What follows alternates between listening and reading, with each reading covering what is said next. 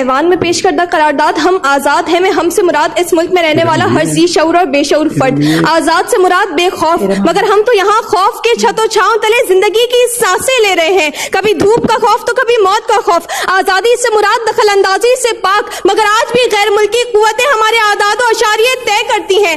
آزادی سے مراد کسی کے زیر تسلط نہ ہونا، مگر آج بھی ہم وڈیروں کے، لٹیروں کے، جابروں کے، ظالموں کے تابع ہو کر زندگی گزارنے پر مجبور ہیں۔ ارے یہ کیسی آزادی ہے کہ جس پر خوف کا سایہ ہو؟ یہ کیسی آزادی ہے کہ حاکم کشکول لیے غیر کے سامنے اپنی ملک کی حاکمیت کا سودا کر دے؟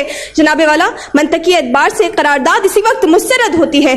ایک موصوفہ آئی اور ہر میدان میں اپنی انفرادی دلائل دیتے ہوئے یہ بھول گئی کہ آزادی تو ہمہ جہت ہوتی ہے، ذہنی ہوتی ہے، دلی ہوتی ہے۔ کبوتر کی طرح آنکھیں بند کر لینے سے حقیقت تبدیل نہیں ہو جاتی۔ قرارداد کی موافقت میں بولنے والے میرے ان ساتھیوں کی مثال بالکل ان سیاست دانوں کی ہے جو پچھلے 6 دہائیوں سے اپنے لفاظی کے جوہر دکھا کر اس ذہنی غلام قوم کو سب اچھا ہے کا سر دے کر خود تبلے کی تھاپ پر ان کا تھڑکتا وجود صبح و شام مزے سے دیکھتے ہیں۔ جناب والا، جہاں بیرونی قوتیں ہمارے نظام کو تخلیق کرتی ہو، جہاں عام آدمی کو IMF کے اشارے پر مہنگائی کی چکی میں پیس کے رکھ دیا ہو، جہاں حکمرانوں کے اللے تللے کم کرنے کے بجائے ٹیکسوں کا بوجھ ورلڈ بینک کی حمایت پر عوام پر ہی ڈالا جائے تو میں یہ کیسے کہوں کہ ہم آزاد ہیں؟